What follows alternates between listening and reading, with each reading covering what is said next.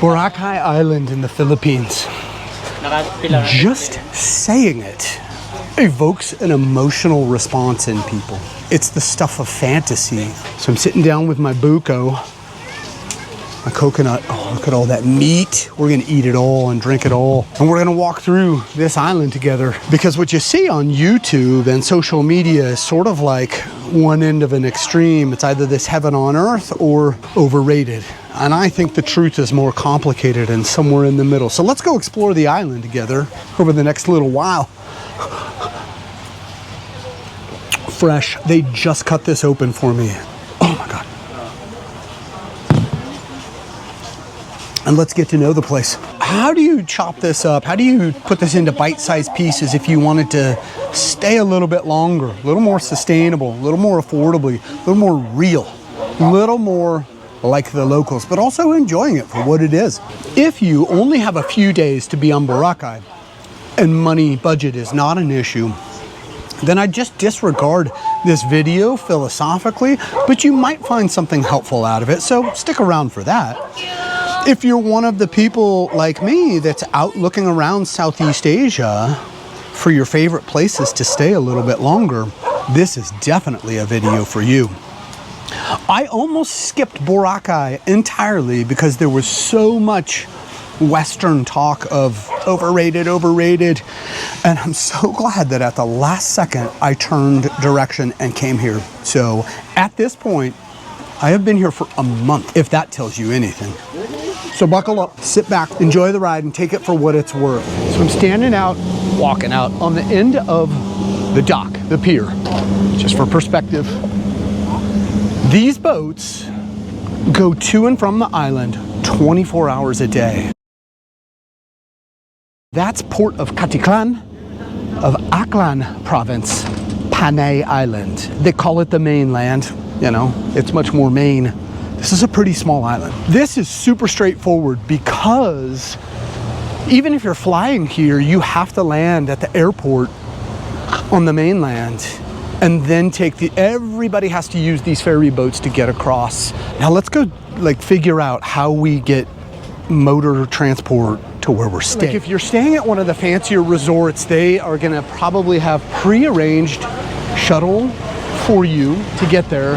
But no matter what, e-Trikes, there are hundreds if not thousands of these. So starting from here, it's 150 pesos for me to ride alone all the way north up until you get to the D Mall. We'll address D Mall later on. But hop on, hop off buses.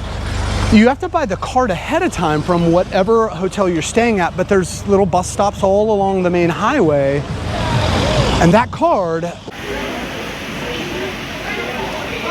I think the big perk is that climate control, people that just want that comfort and convenience. So some of the hotels have their own e-Trikes. You just have to reach out to the hotel ahead of time. You will notice that there is the highway goes in a loop here on this southern part of the island. And I don't know that any of the accommodations, while there are some down here, you as a Westerner and what you're accustomed to and probably are hoping for and expect, this might not be. You might want to start at station 3 moving north. This whole loop, I've done it on foot just to explore. I have walked every street that you can either legally or safely walk on this whole island. And it's a solid 2-hour walk of this loop through the neighborhoods. It's very, very Filipino local. But I wouldn't recommend being out much after dark. Until you get here in the port area, the street lamp situation is questionable at best. All right, so we're gonna head north because we've got a lot to talk about. Tip number 1, these are scattered around the island, just roadside bakeries. Now I'm just prior to getting into station 3. We're still in a very local Filipino neighborhood, so the prices are much lower than they are in the stations. But you've got all kinds, if you need to do some carbo loading in the middle of the night, 7 pesos each on average. I mean, you can fill a whole bag of them if you either have a big group of people or you just love pastries like I do. And you can, I'm a big fan of this. Your price doubles or triples if you're in the heart of the tourist area, but here on the outskirts or in the neighborhoods, so affordable. J20 cafeteria. We are almost to the threshold of Station 3 actual. Family owned, great prices. There's always locals eating there. So they've got the menu of the day. I ordered kansi, which is a beef bone marrow stew. 100 pesos. Here we go. So that's the kansi right here. And it is so good. 1 serving of rice, 20 pesos. 2 spring rolls and spicy pork. The whole array of food here, 200 pesos. And they've got all the hot food on display, so it's somewhere between carinderia, but they also do like hot on order. You have a lot of choices. I'm gonna point out one of 2 kind of chain options that is like easy on the wallet and delicious.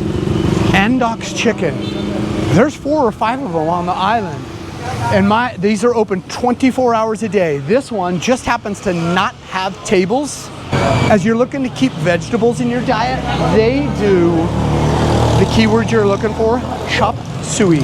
They do put meat in it here at these establishments, so just be aware of that. This is the first road to Station 3. We're gonna walk down there real quick because I have one place to point out to you. This is what's called carinderia. And they're just small family-owned restaurants, and they have all kinds of food choices. The price is just gonna be unreal, but they put the food out earlier in the day. Now I've got a pretty tough stomach at this point, so I've gone later in the day and I've never had problems. But if you are new to the region or a beginner at this, do it earlier in the day when it's sure to be more freshly cooked. If you're talking later in the day, you just have no idea how long it's been out, so proceed with caution. But if you're ballsy, it's worth trying. Some of that is just so good. Down this first road that is sort of the technical first entry point into Station 3. Pretty narrow. This one's got the bricks, but here's what happens on these side streets that are like at sea level. Some of these streets flood. I've been into so many different hotel rooms in this low-lying area, and there's just the faintest musty smell inside, like standing water. Can they ever fix it? I don't know. Next restaurant pick. This one is called Boracay. Local food, local prices, and the best thing to do, I'll let you kind of see the menu as you're going through. Go take a seat upstairs if you're gonna have lunch or dinner. A breeze goes through. It's got this nice bamboo-y feel to it. Kind gentleman right there. I had the tuna omelet the other night and it was amazing. Doing this island, it's too easy to be the 3-day millionaire staying at the 5-star resort and pay nosebleed prices. Your pricing scheme, if you just come back from the beach a bit, it gets so much better. And then when you go into the neighborhoods, which isn't even that far of a walk, it's been the key to my happiness and success. So we've reached the beach of Station 3. Why the station denominators? Well, when I first got here and up until just a few days ago, there was no docking station out there in the water, but they're like the modular. So they built it up, and now all 3 of them are in place. All of the sunset tour boats will come on and off of these things. The party boats where they fill up the boat, bright lights, loud music, water slides, blah, and they're out in the bay, and they bring you back at just past sunset. And anywhere up and down the beach will you have people that are vendors for the sunset sailing. You probably can't see them, they're pretty far away. Or the pontoon boat, anything you want to do, even scuba diving. But you just walk this main, it's not a sidewalk, it's a sandy path that goes, I mean, it takes like an hour to walk it from end to end. It gets quieter, much, much quieter the further you go out on the fringes of Station 3. Does that make it less accessible to all of the action and activity that's going on? No, I don't think so, because most people, it's like an island pastime for all the visitors at least, to just walk up and down the Strand. It's just restaurant after bar after market, ice cream, you can just go. Everybody is doing it until late at night, sometimes all night long. There's stuff that's open all night long. A lot of people out right now enjoying the sunset. What's the water temperature like? Oh baby, it is bath water perfect. Perfect water temperature.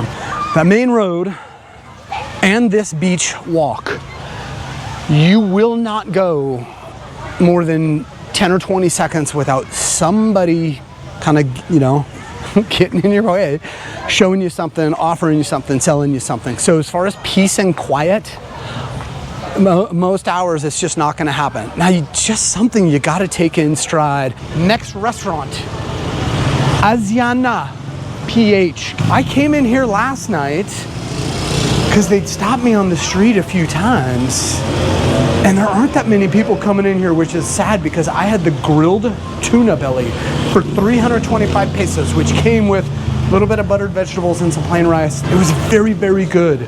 Way, way better than what I had out on the water for twice that price. We're gonna get a watermelon and a pineapple, and they're gonna cut it all up for us.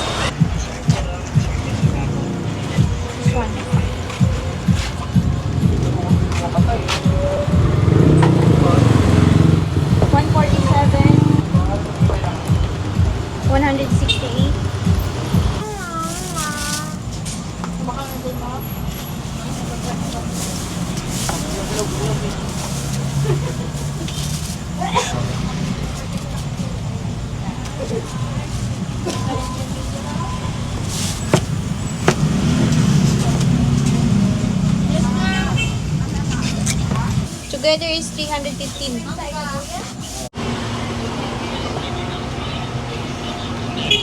Here's what the fruit stand looks like in the daytime. And it's right across the street from Talipapa, the open air fresh market.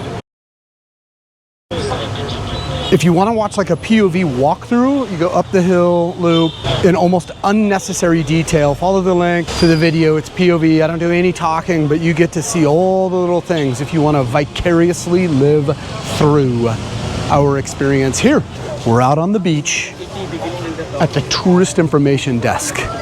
This is the boundary right here between Station 3 and Station 2. Same company up and down the beach. There's a few of these. If you see this tent, it's all the same company. Sometimes this tent stays open a little later.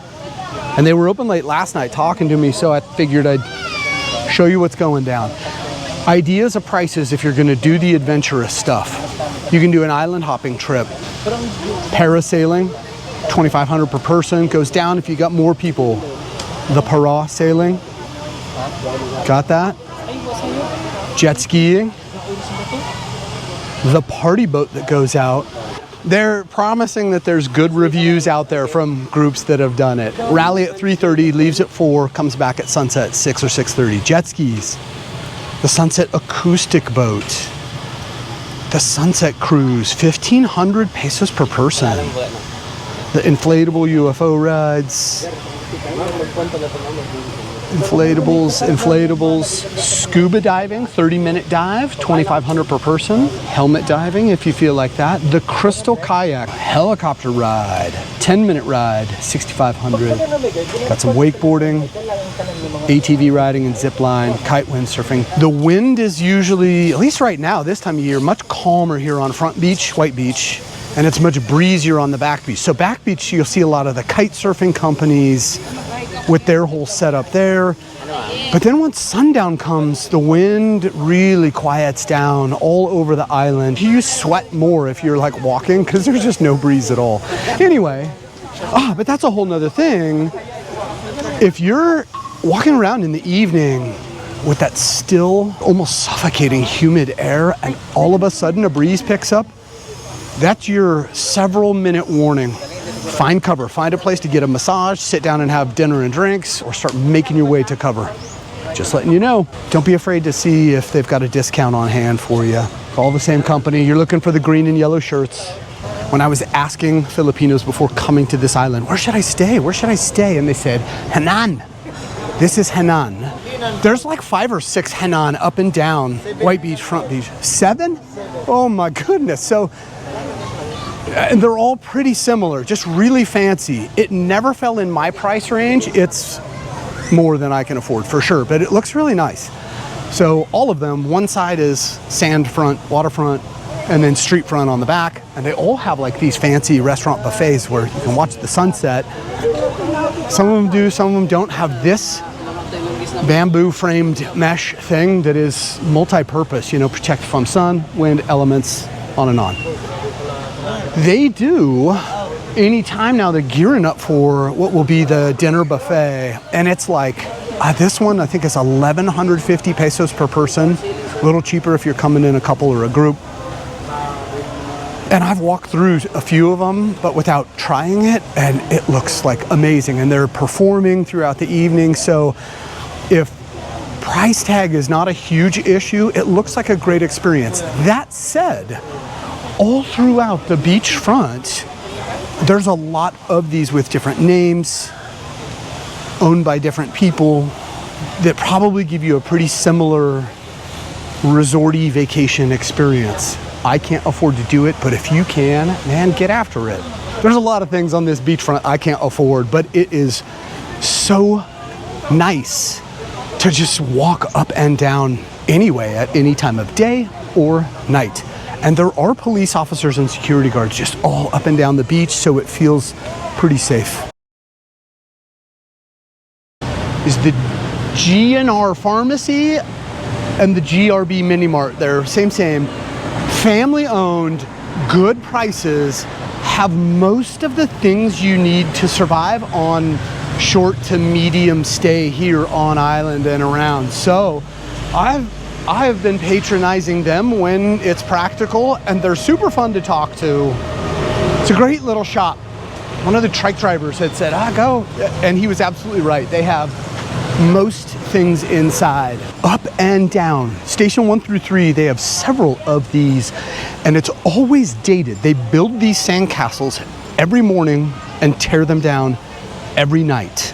Here on the beach side, this might be a perfect visual example. A lot of people out, Station 2, Station 3, and just like one after another, you know, there's a nightclub, international chain restaurant, then there will be like a souvenir shop, a smoothie shop, a nightclub, you know, just on and on that goes. And that probably has its strongest representation in Station 2. It's sort of like the gravitational field just because it's in the middle of the beach activity. The further you go out Station 3, the quieter it gets, in a very good way. You don't lose access because everybody just walks anyway. So it's easy to get to more of the activity and the noise, but you've got the quiet the further you go down. So if I was gonna come back a second time and I had a much bigger budget, that would be one of my handful of picks, is down Station 3. If you're into, you know, drinking adult beverages, anywhere on the waterfront, an individual beer, I think the best price I've ever seen on the menu is 120 pesos. But it can run as much as 180. I think that's the top out. If Boracay Island, or for that matter, White Beach, Front Beach, had its own gravitational field, if it had a central axis, that axis would be here at the D Mall that just kind of pulls the people. And this would be one end of that pole of the axis, the other side being Lake Town, which I'll show you in a little bit. But if it's you're living on a budget, Mang Inasal, it's a Philippine chain, the rotisserie chicken and pork and stuff, affordable prices. I've eaten there a handful of times at different, and they're all, it's so good. But they close at like 9 o'clock, 10 o'clock, whereas Andox is 24 hours. So if you're in the Philippines for a short time, be sure you try Mang Inasal. So it goes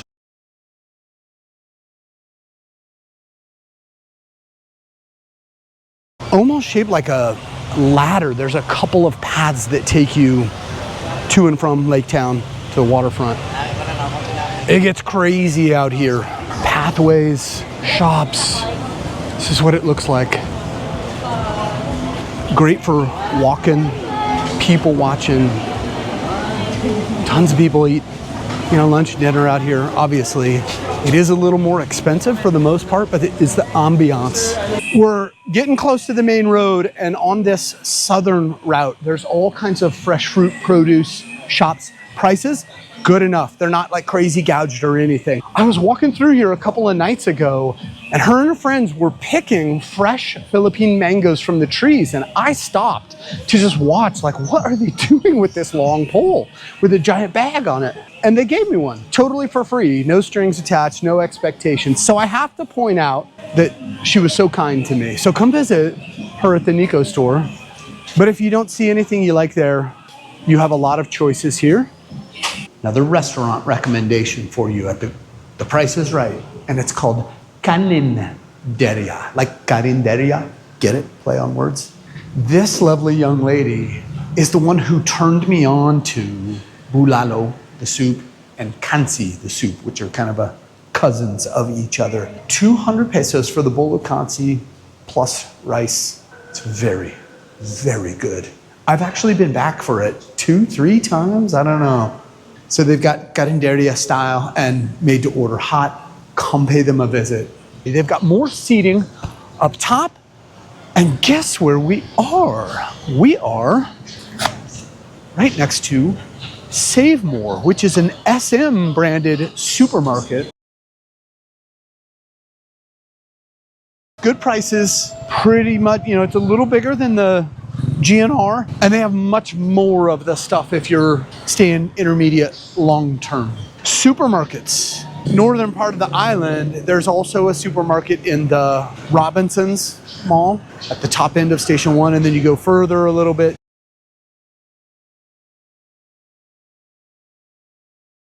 City Mall also has a supermarket. So where I've been staying most of this time is the Affordable Boracay. It's just this hidden little stairwell that goes up. You're just steps away from everything. And as soon as you get up those stairs, it is just peace and quiet, and it's breezier up there. I have nothing but good things to say about it.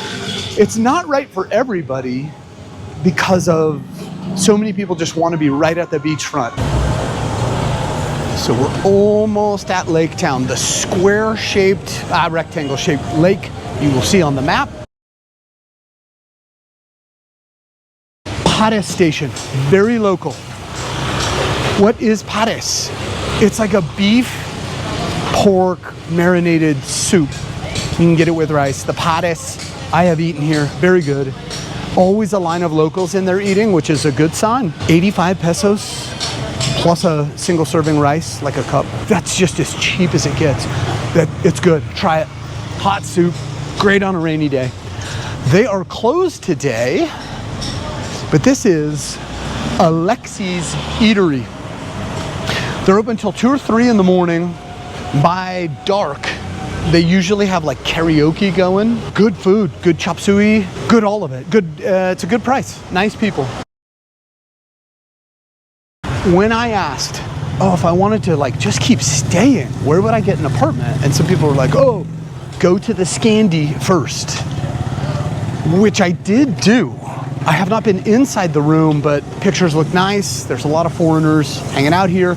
I went and talked to the office, and it seemed like a really good price, were it not for the part where I was like, let me see an example of what the utilities, you gotta pay for the diesel costs of generator in the event of brownout, power out. And those costs, when you add it on to what seems like cheap rent, it actually worked out to, on a per day basis, the same as the hotel I'm staying. So at least during low season, it just was not even worth it. I love where I'm staying. I came and had a haircut right here. It's called JC Barbershop, and it's not on Google Maps. And you can't see right now because it's been almost 3 weeks since I had it. I should go back tonight so you can see. He did such a good job for 150 pesos. When I went to the oceanfront barbershops, they were asking me for 400 pesos for a skin fade. And then I came back, you come back a block and they're like, 250 pesos. And then, up the block, it's 200, and then 150, and I was like, oh, good enough, good enough. He did such a good job. That's my man right there. You can find it cheaper for 100 pesos, but that involves going deep into the neighborhoods, north and south side of the island. So if you happen to be up there, yeah, you can find it cheaper, but like, think about that, 150 pesos, good haircut, yeah? If I were to keep going down this road, few things happen. There are very local restaurants open. There's even a 24-hour hot made to order. Great prices. I have not eaten there yet, but I see lots of locals in there. Keep going around the bends.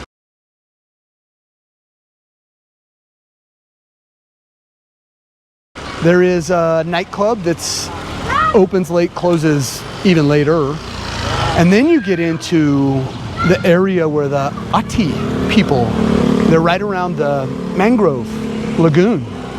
And the first time I stumbled upon it and met them and went inside, because they have museum kinds of history, narrative, and display, I just happened to catch them in their celebration of their anniversary of formal recognition as indigenous people to this island.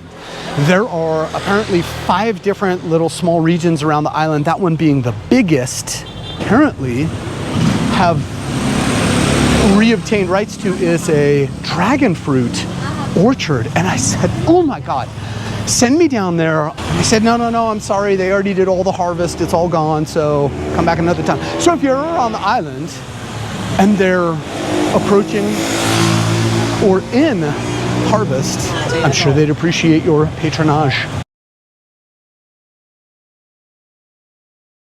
Northeast corner of Lake Town. With all the festival going on, the traffic is not allowed to go through, so it gets routed around. Crossing can be a little dicey. If you're an outsider, take it slow, take it easy before you just start diving into traffic like a lot of people do. Got another Andox, 24 hours. Whew, love it. Now, this is kind of the main road a lot of people use to walk to Back Beach. From here, it's not even 10 minutes.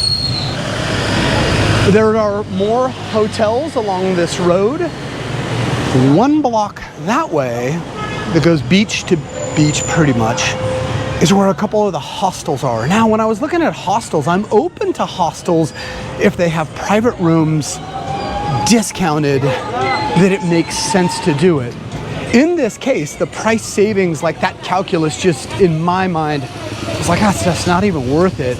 And I've dipped in there a few times to just see what the scene is like, and probably a little too much noise. They have like bars in place and restaurants, and there's like this swimming pool, skateboard ramp. And I don't know, just, I like peace and quiet, especially since I've been on the road for 17 months now. Peace and quiet is, Two Brown Boys is a pretty popular place. Haven't drank there, but haven't done anything there. Here's one of the 2 massage, 350 pesos for an hour. I went there just a few nights ago. Fantastic. Come in, the road bends and goes up the hill. There's the Boracay sign. White sand beach, though a little more treacherous, but also quiet on this side. The whole promenade walk, it's like brick paved from here all the way down. Nice long walk. Semi-lit at night, but safe. I've been out there middle of the night, and there's security guards at all the hotels along the way. Restaurants, just much quieter and less traffic. As this is like crazy heavy. I think they're trick-or-treating or something. The kite surf shops. Most of it has appeared out of my price range for staying. Conceptually, choice number 2 in there's no order of merit, but like a handful of things I would do if coming back and I wanted to change it up, still liking the quiet, is I would stay on this Back Beach side, because it's still just such a short walk into all the activity, but it gets really fatiguing, that really high density of people. There's tons of people back here also, but these are more like laid back, longer term stay types. They're here to scuba dive or kite surf. or just quiet. But everything on the front beach side is sort of like weekend warrior types. Let's dress up, let's go do the fancy. And if you take this road, all the way up the hill, at the top of the hill,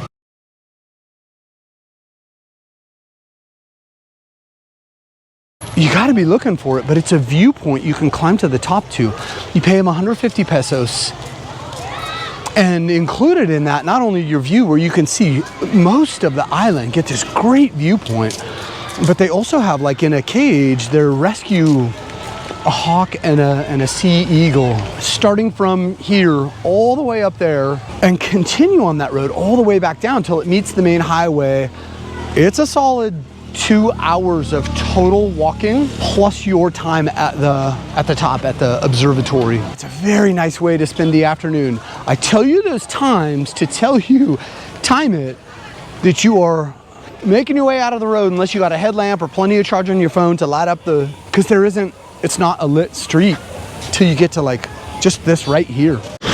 So I have traveled north on Back Beach Road, sidewalk, whatever. So that road right there, the hostel area is right there, but there's other hotels and apartment hotels there. I've checked in on some of them. Here are some takeaways I have found, because I have been to so many spots as I'm walking around like, hey, can I see one of your rooms? Hey, what's your cash pricing? Universally, is the price cheaper reserving ahead of time on Agoda or, you know, whatever? Like, especially if you go into Google Maps and you're like, set my price range.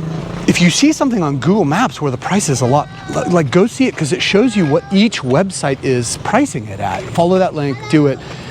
Then once you figure out you want to be there or elsewhere, come say, oh, you know, can you give me a discount for staying longer? These guys, Lucky Tito, I was walking by and they like invited me in to see a room, and it was absolutely beautiful, so clean.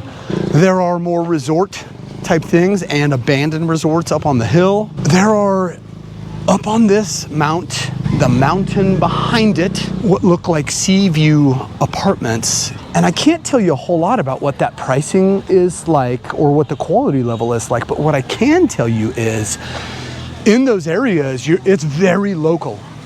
And you've got quite a walk if being in a very local, if you know what I'm saying, without all the amenities and activities and, you know, it's sari-sari stores and carinderia restaurants. And if you want the action, you're either gonna walk a long way or get on the e-Trike or motorbike for hire. So for some people, that's just not in the equation for them. Now I'm gonna head back towards Lake Town because the festivities are starting without us. A Med Express has a 24-hour emergency room, and the sign glows fluorescent blue once it's dark out all night long. And right across the street from it is a Watson's Pharmacy. There are pharmacies all up and down the island. Another restaurant recommendation. It's an island favorite, Filipino food, fast casual, that's mixed carinderia and made to order. Jasper's. There's 2 stories of it. There's people waving right now, enjoying some sisig, most likely. Maybe some pancit bihon, who knows? Good food, good prices. It stays busy till late at night. There's your path to the D Mall. That's the southern path. In case I didn't mention it, there's 2 of them. And it kind of moves like a runged ladder all the way out to the water. Right here, this is one of my favorite establishments. Cost is not directly correlated with quality. Going the budget route for me, instead of paying, you know, 600, 800, 1,500 pesos, I've had great experiences. There are laundry establishments all up and down the island. Prices are pretty comparable. You shouldn't be paying any more than 350 pesos for a load that maxes out at, say, 8 kilos. I've never put in a load for more than 3.5 kilos. So for under 5 kilograms, these guys do my laundry. I do them because it steps away from my hotel. 260 plus an extra 50 pesos for a second rinse. Because sometimes in the laundry places, you get it back and there's like still soap in it. Anyway, let's talk some shop because we're at the beginning of Station 1, moving northbound. Your marker is the Affordable Boracay.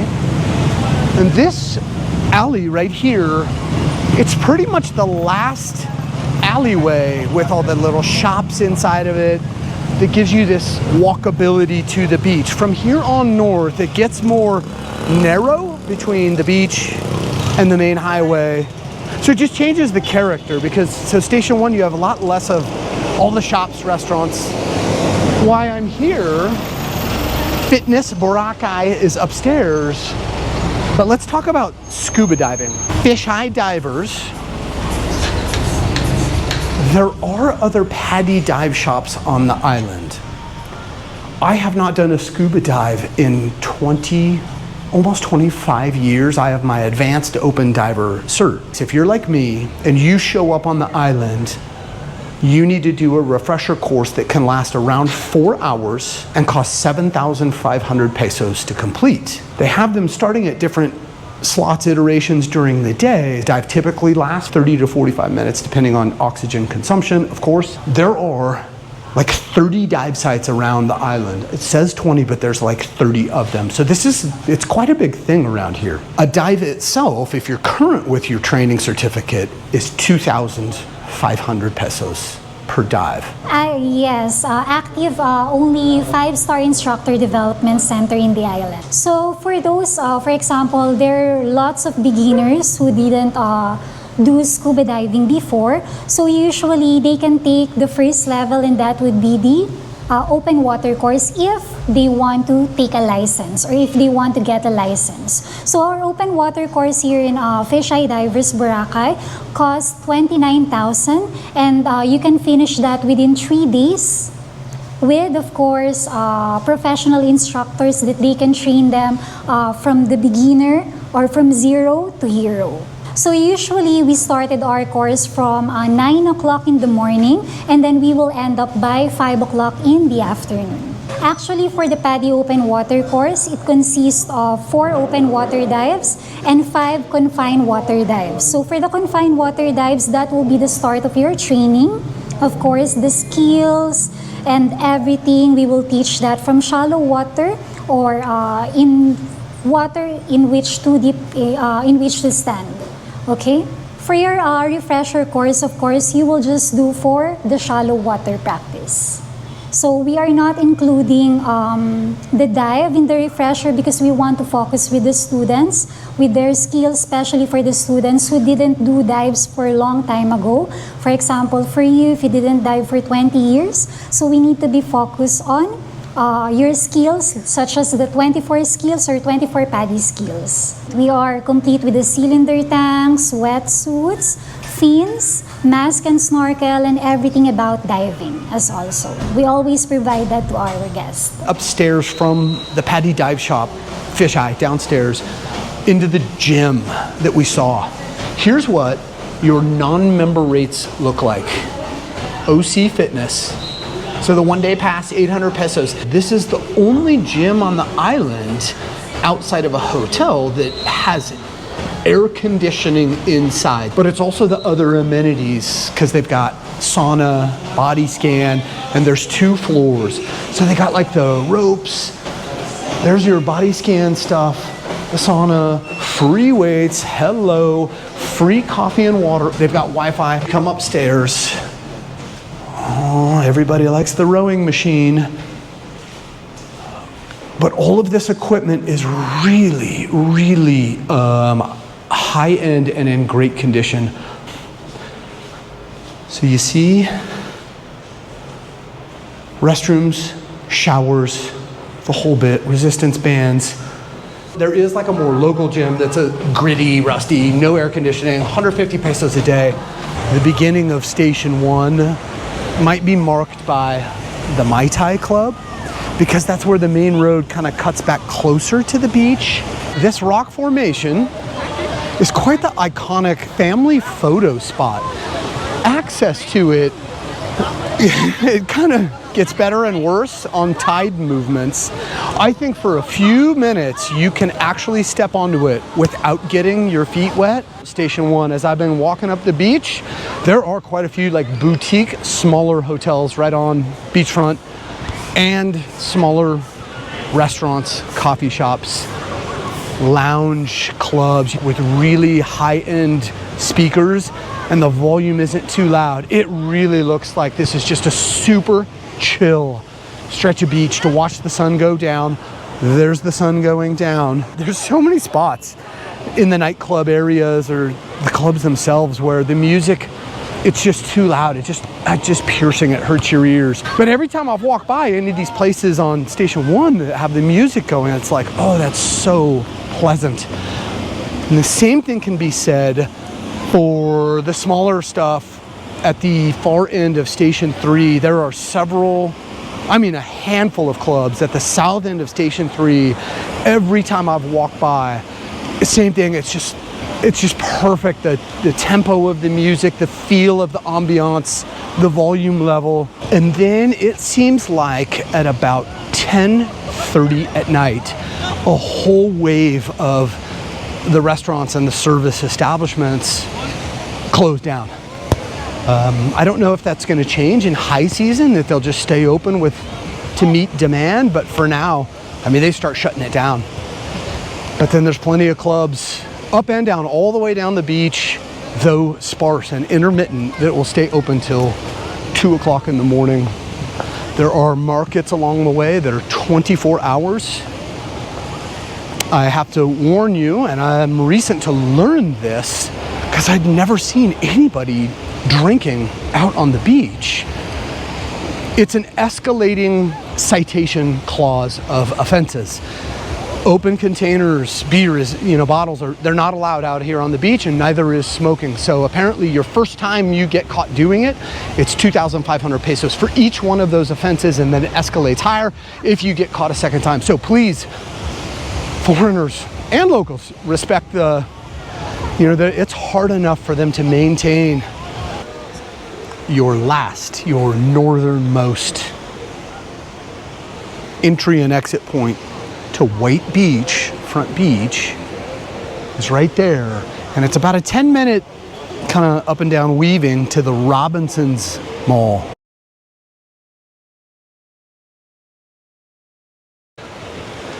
There's major project happening here. But we're at the end of the beach, north side, and that path where you can probably just barely see people walking out, it's paved, it's flat after you go up some stairs, wraps around the, there we go, that's a better shot, better angle. The stairways come up to this path. As you can see, it's nice and flat once you climb the stairs. It's not a big stairwell. So many people out here, late afternoon, sunset, doing their selfies, pad that social media account. The sun is low right now, so you can't see, but when the sun is higher, this water is just crystal clear. It's such a nice place to come out, walk, relax. It gets pretty crowded out here at this tip called Lambros Point. Very good selfie spots. You take these weaving trails around through the rocks and some beach spots till you get to Dinawid Beach. If you're gonna keep going to Balinghai Beach, I just wouldn't recommend it. You can't see it unless you're coming from Balinghai Beach. There's all these signs saying like, oh, this could give way at any time and collapse at any time. And it really looks like that. So it's like super sketchy, first of all. If you're gonna come in from Balinghai Road and descend down into Balinghai Beach, it's also kind of a treacherous enterprise. Now I've done it, that and a bunch of other kind of secret beaches around the island, or difficult to access, and all of them, my input to you is do not do it without real shoes to help you, but don't do it if you're not pretty physically mobile. And is it worth it? My input is, man, the biggest bang for your buck is actually just what's right in front of your face. Front beach, White Beach, back beach, Bulubog Beach. Really, I've just found myself backing out even on trails where I'm like, oh dude, this could go so wrong so fast. Now, incidentally, I want to close the loop on Robinson's Mall. It's just right there. And this road right here is where you come out, where I was saying, go hike up the hill, viewpoint, Eagle and a Hawk, 2 hours. This is where it comes out. And the place where I had the burgers that were so cheap, so big, so good, it's right here at the Luto ni Pedoy Eatery. I've walked by 3 times since then and it's been closed. So it's the last week of October right now. High season officially starts on December 1st. But everybody's telling me it starts to get busier from here, really. And that lasts all the way until May 1st, end of April, first week of May. So now it's time to show you where I've been staying here. Up on the hill in the middle of the island in Station 2. So it's a really nice area because we're shielded from the main road. It's much quieter up here.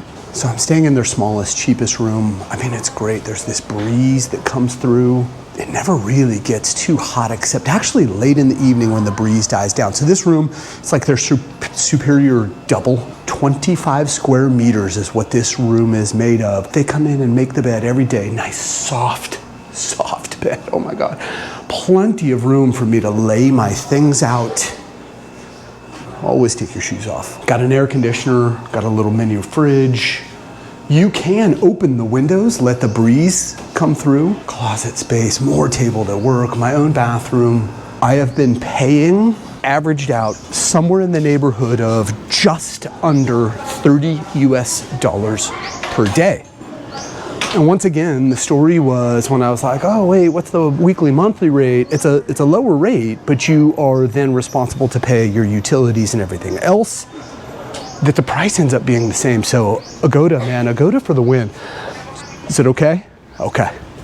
This is like one of my favorite features of staying here, this veranda up top. And I'll have my coffee right at the table where these fine folks are sitting because you can sit in the shade. It's breezy right now.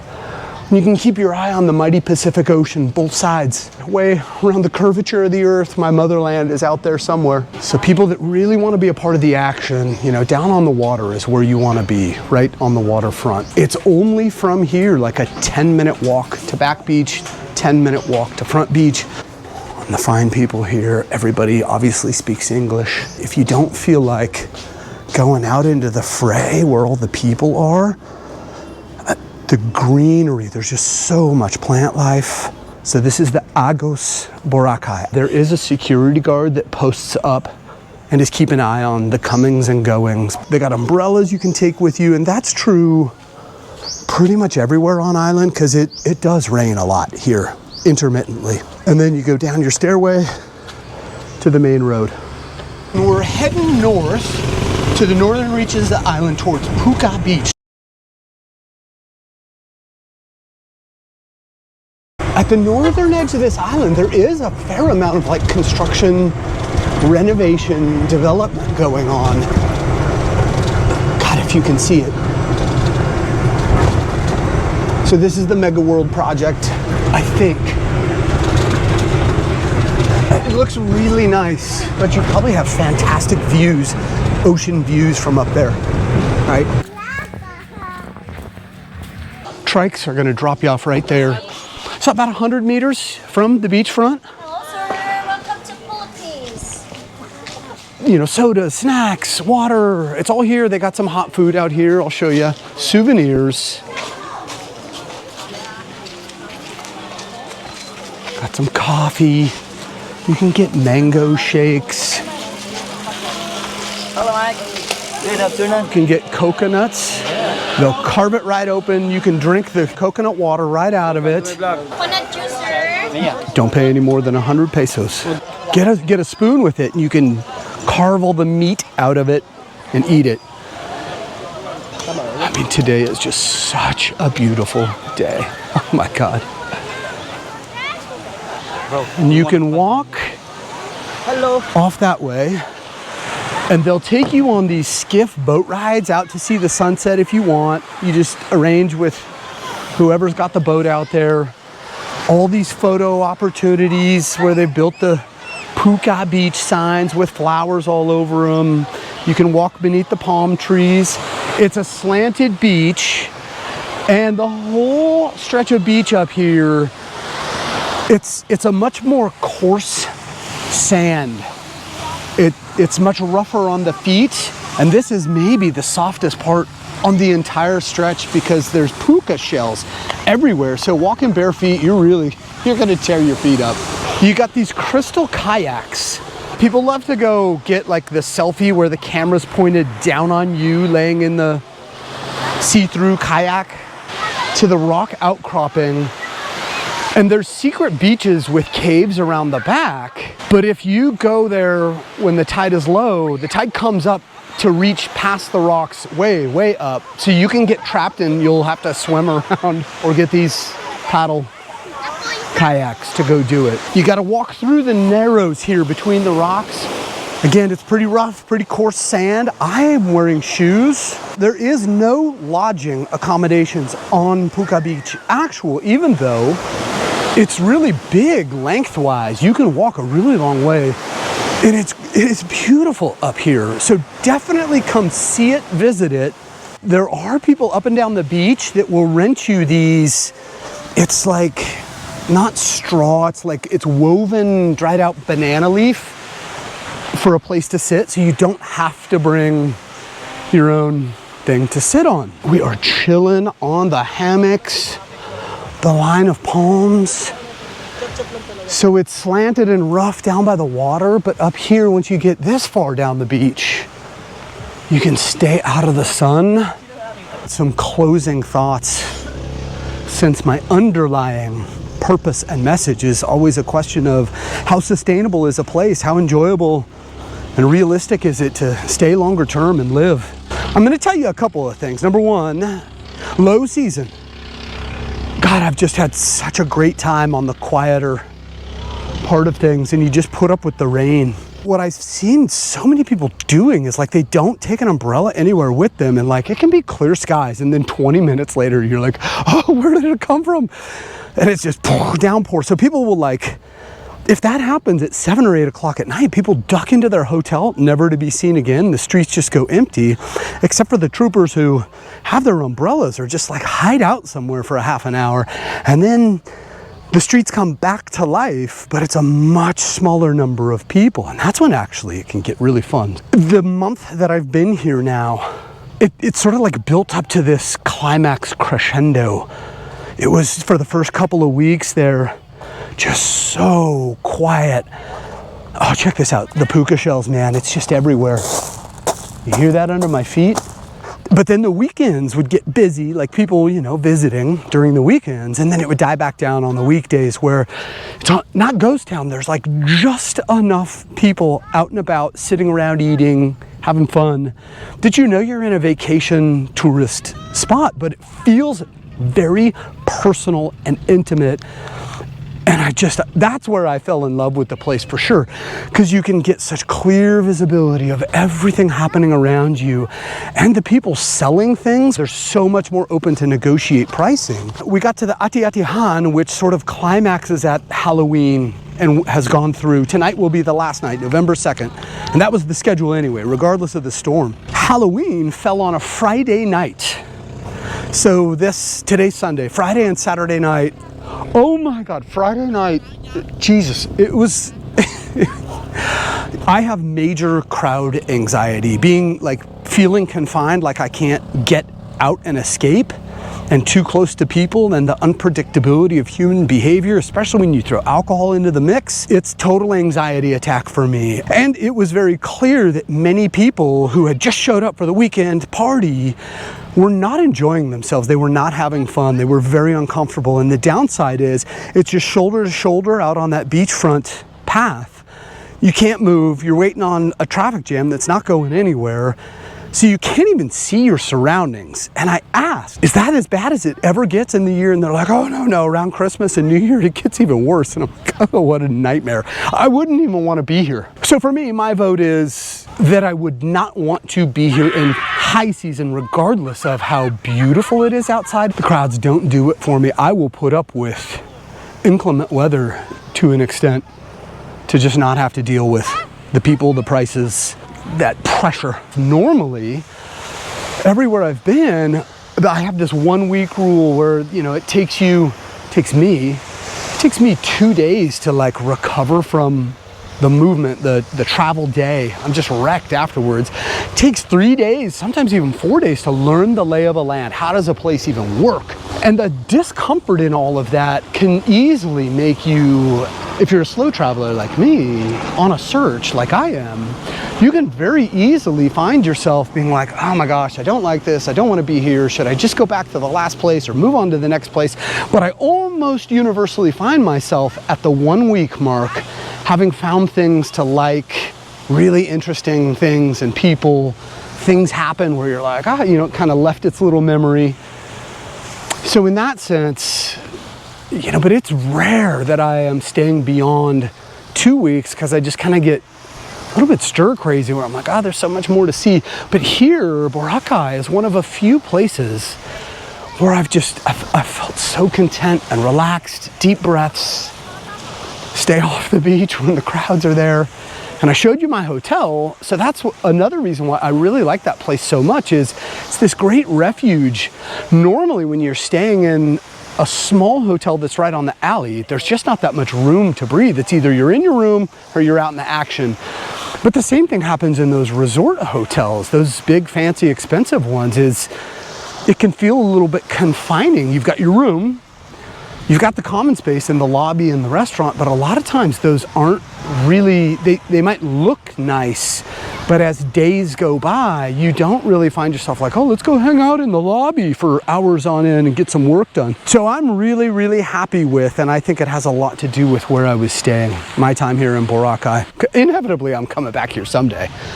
My top choice is right where I was at, have been at, but I'd also I'd be very comfortable staying on the back beach for the quiet. It's still just a short walk into all the action.